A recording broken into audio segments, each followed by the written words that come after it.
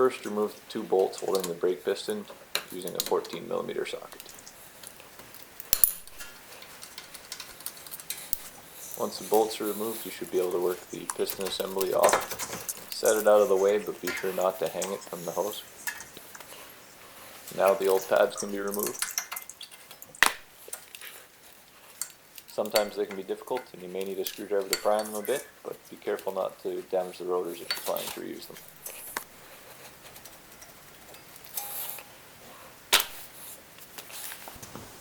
Now the two bolts securing the brake caliper can be removed using a 17mm socket.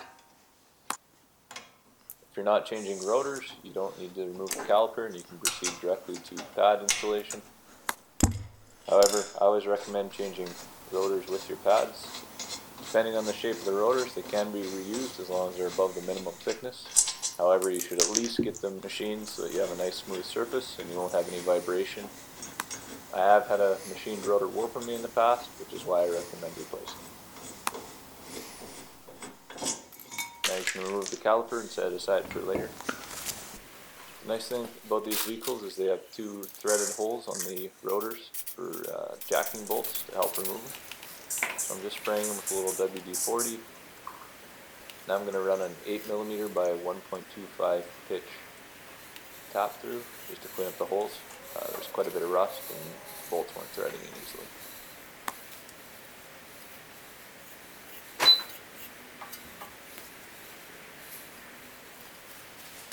Now take two 8mm by 1.25 pitch bolts and thread them into the holes. Now using a ratchet and 13mm socket, tighten the bolts a little bit at a time, evenly, and eventually you'll hear the snap as the rust breaks loose.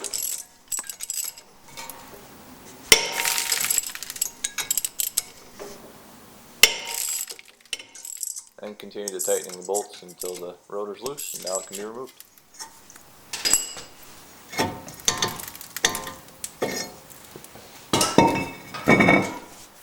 Clean up any loose rust on the hub with a wire brush.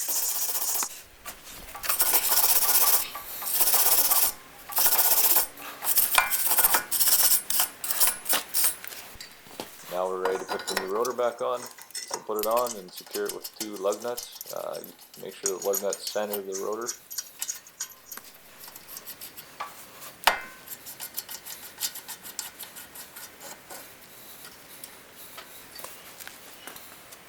Now that we're ready to put the caliper back on, we need to pull out the slide pins and lubricate them with a little bit of brake lubricant.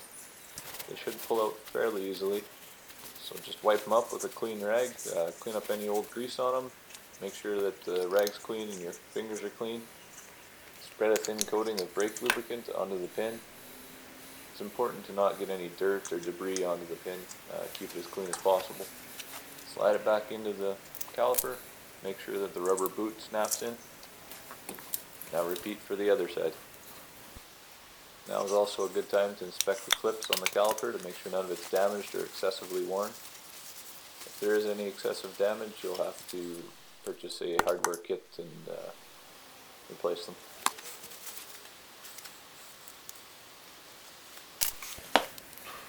Now we're ready to put the caliper back on.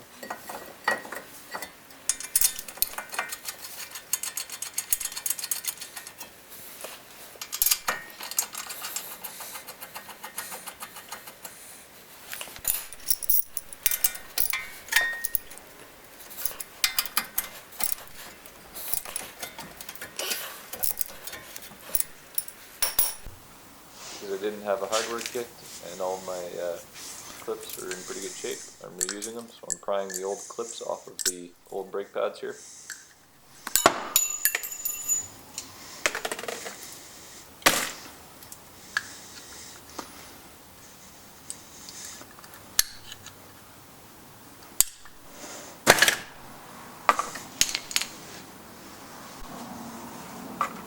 Put the clips on the new pads. They go on the top side of the pad, so they'll be on opposite ends of the two pads.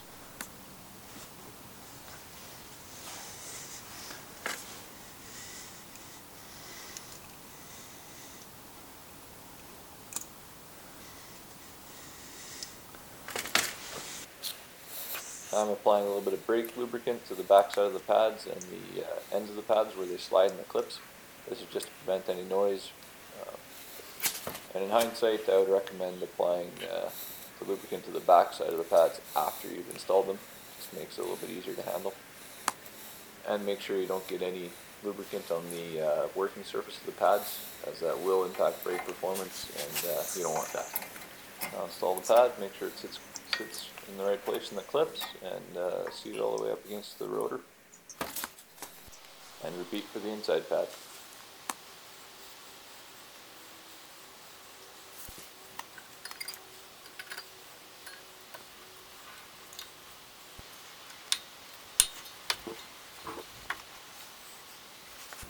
Now we need to depress the brake piston, so you do this with one of the old pads and a brake tool.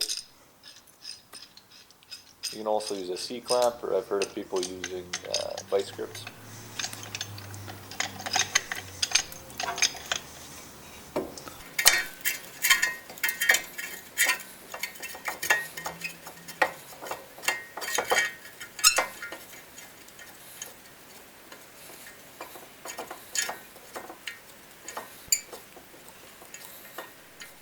Depending how much rust and debris there is on the piston assembly, you may want to hit it with a wire brush.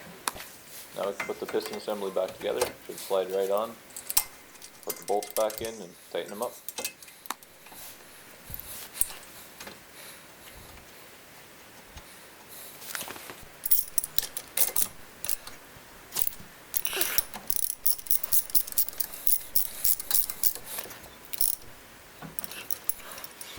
Now pump the brakes a couple times. The caliper should slide smoothly and the sponginess should come out of the brakes. And